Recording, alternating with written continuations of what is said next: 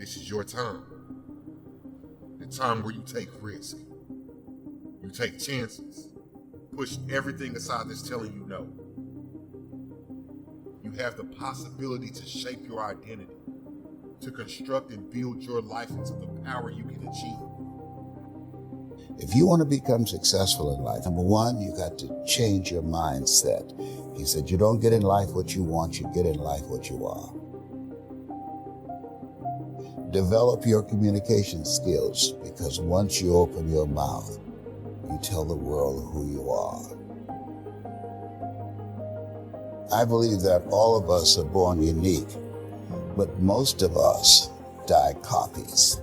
You got to find out what is it that turns you on, what resonates with you. One of the things that I realized and what allowed me to become successful as a speaker, the speaking industry has been hijacked by people who speak to sell, and it's okay to do that and make money. I speak to change lives because somebody spoke and changed my life. So this is my passion. This is my drive. This is something that I feel in my heart. And so the key to that hunger-driven life is a heart-centered life. I didn't do what I'm doing for years because of my programming, because of the culture in which I was raised in. I would see other people with degrees and PhDs and MBAs and credentials I don't have, and I convinced myself I couldn't do it. But Mr. Washington, on that day, we became friends, and he taught me not only someone's opinion of you does not have to determine your reality. He said that you have to work on yourself, and you have to have an unstoppable attitude, and no excuse is acceptable, and you've got to make it a priority, a non-negotiable in your life, and hold a constant vision of what it is you want to achieve, see it accomplished, and go all out. Find a way to win in spite of the setbacks, in spite of the disappointments, in spite of your failures. I tell people when I'm giving presentations, you will fail your way to success. I have a saying, if life knocks you down, try and land on your back, because if you can look up, you can get up. Never let a situation or circumstance define your life, no matter what it may be. And understanding that you got something inside of you that's greater than a situation or a circumstance, but you have to constantly believe it, and not only believe it, you have to make decisions and choices every single day to put you a step forward toward what you believe your destiny is.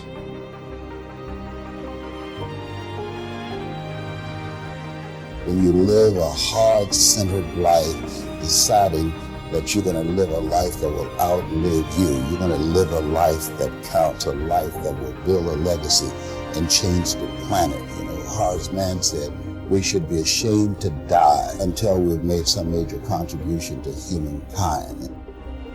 Get to know yourself. That I believe that we're taught, be ye not conformed to this world, be ye transformed by the renewing of your mind. Don't live the life that has been given you. When you go for a walk with someone, something happens without being spoken. He said, either you adjust to their pace or they adjust to your pace. Whose pace have you adjusted to? And so there are things that we pick up and we think that they're our choices, but they're the choices that we've been programmed by life to do. When we leave our homes in the morning, we're bombarded with over 6,000 advertising hits through Facebook, through Twitter, through Instagram, through television, through our phones and through our communities, and through the computers. And so all of these things are impacting us every day. So if you don't have a program for your mind, then your mind is going to be programmed. You'll find yourself doing things that you did not know, and that they affected you, that they, through marketing techniques and strategies, that they will create a thirst within you. You've got to have someone that can see something in you that you can't see, that can take you to a place within yourself that you can't go by yourself.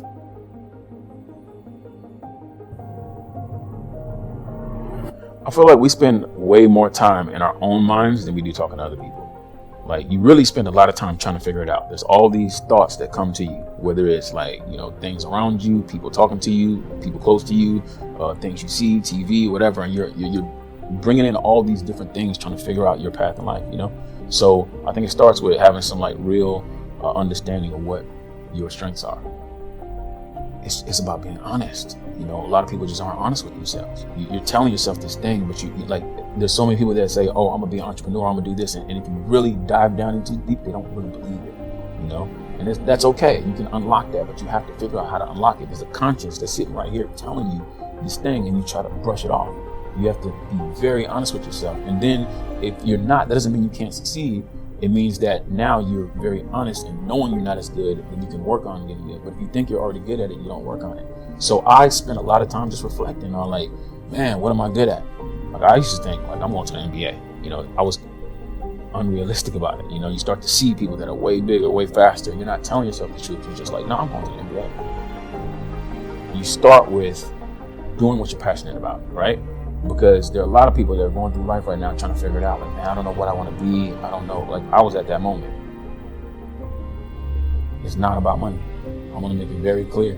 The money will come if you focus on passion, focus on information and relationship. And I'm going to stand on the top of the mountain and sing that all day. And hopefully it has a real impact on people's lives. And I'm going to feel good about that. I'm not going to feel good if I go to the grave as being the only person with the information and the money, and I just had all this money. I'm going to feel good if I'm able to impact a lot of people and that don't have access to this information and a good life, a quality of life, and they have one. That's awesome. That makes me feel real good. I think the true measure of wealth is happiness, right? Like, I really do. And that's not saying that I'm against money. I'm not against that at all. Because you gotta work hard to make your money, to take care of your family, and be able to bless people. But I think it's a lot of people with so-called wealth, and they don't have joy and they don't have happiness, right? And I feel like joy, happiness, and peace is the most important things we can possess, right? And for most people, their material possessions, they feel are the most important. For me, when you got joy, when you got peace, when you got happiness, I think that's true wealth, because you can't put a price on that. Having a purpose is that thing that makes us tick, that gets us up every day and gets us over the hump of opposition and adversity. And the reason that I champion adversity and opposition is because I think for the most part in life, people pretty much know what to do when things go right, right? Like, when things go right, they know how to feel, they know how to act, how to react. But it's when that opposition and that adversity comes and it creates a level of misunderstanding, right? Now the vision is blurred. Now you don't have clarity about what you're supposed to do. Now you question if your existence matters. And I think when you have a purpose, it's powerful because in the midst of the opposition, it makes you realize that you've been put here for a certain reason.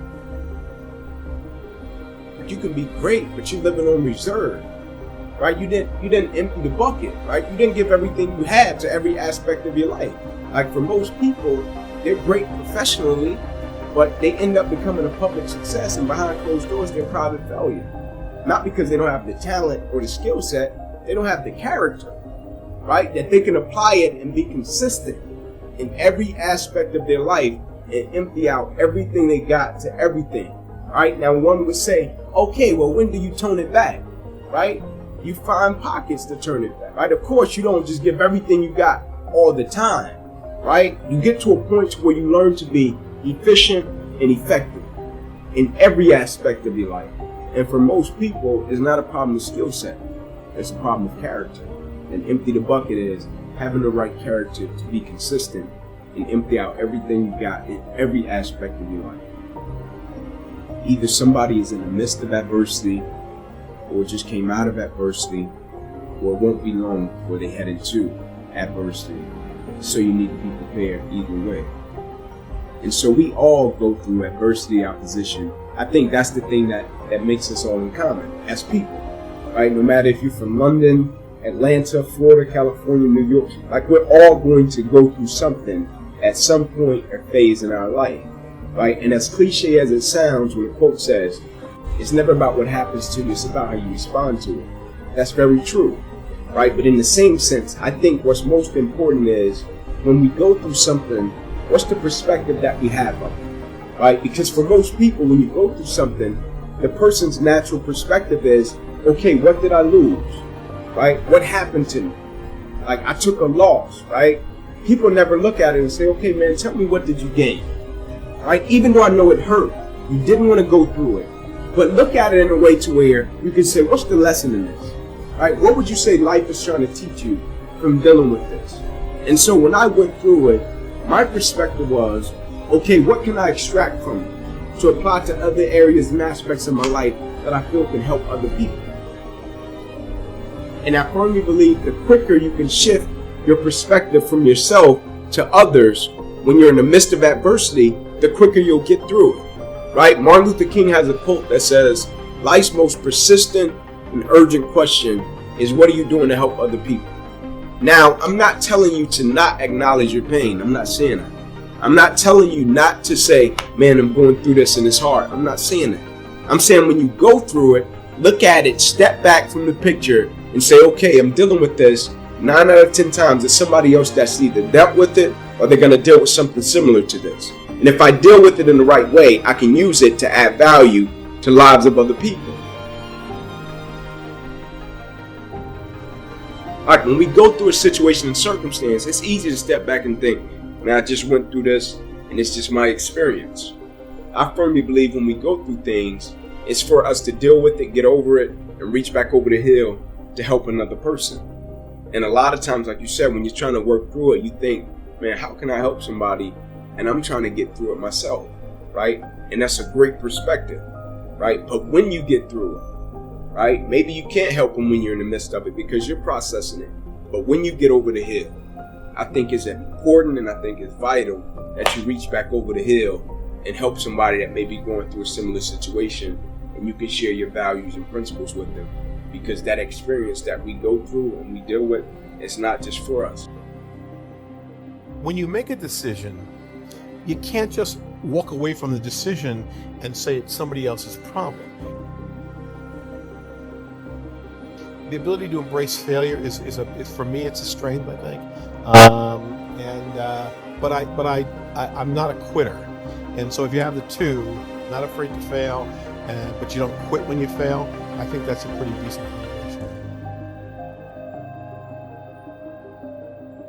I think it's important to avoid that pitfall. You have to surround yourself with people who approach things differently, who challenge you.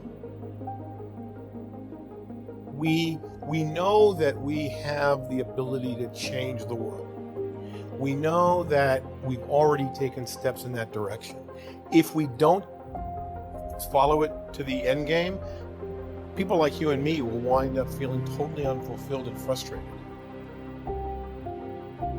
You break it down to the problem, identify the root cause, and then you try and engineer a solution to the root cause of the problem. You take a series of steps so that failure isn't a fatal failure.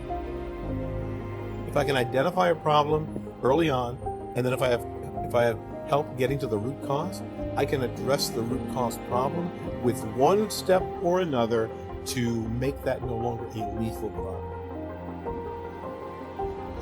But the fact is that if you're good enough to see an impending failure and address it, it's a hell of a lot cheaper, and it's a hell of a lot easier, and you get to sleep a lot earlier if you can do it before it goes completely haywire. What's the solution? The problem is identified, focus on the solution, and come up with a series of options. Leadership is about vision and responsibility. It's not all about power. So you want to be a leader? You want to take control? Then I'll tell you what, use your vision. Use your vision to take control of your life and change your perspective on life and change your perspective on what power means to you. Because leadership is so much more than just authority and power. You got to take action for the better and not just be selfish for your own means. To be a leader, you have to take responsibility. Not just when you make mistakes, but then also to embrace them afterwards. To make them and take control of them, and then even make them part of your leadership. You gotta do this in order to live honestly and free from fear of others' approval.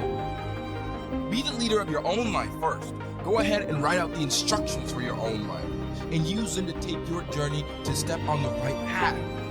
The right path towards success, because with that success, you're going to be fueled and pushed automatically towards leadership. Be sure to control your potential as well. The potential that uses success to make your future a place where you live with courage and a life without fear of mistakes or limits. You wear the pants in your own life, so take what I'm telling you and use it to upgrade your life. You're going to want to use this to improve your future. You have that power. You have that potential. So use it. Use it for the better. Control your actions, because your actions that you make right now define your future. And how do you see your future? You see it successful, full of life, fueled with potential. I mean, if that's what you want. And if that's what you want, then you're going to need to take action right now, because otherwise you're going to get to a point where you realize you don't have the time left to make the progress that you need to make. You're going to soon realize that you have no time left, because your future is now. So what are you going to choose to do? I want you to grasp your life by the horns.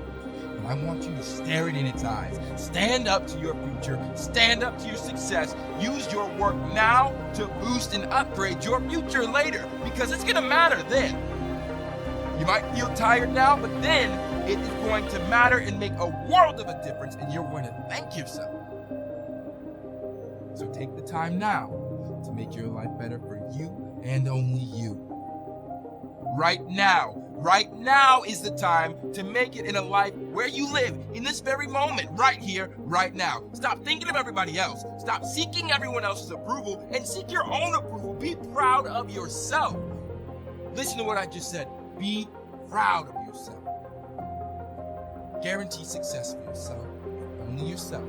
You are the only person that you have to answer to. Switch your mindset to the future. Switch your mindset to the future where you are successful. You can see yourself with everything that you've ever wanted. Doing everything that you have ever wished you could do. Doing everything that you've ever needed to do. This is the time